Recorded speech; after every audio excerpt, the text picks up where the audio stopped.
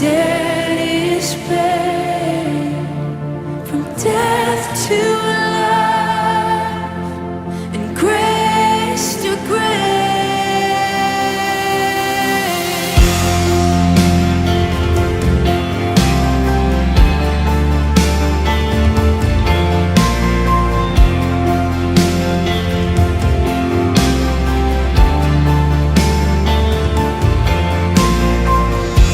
If heaven now owns that vacant tomb,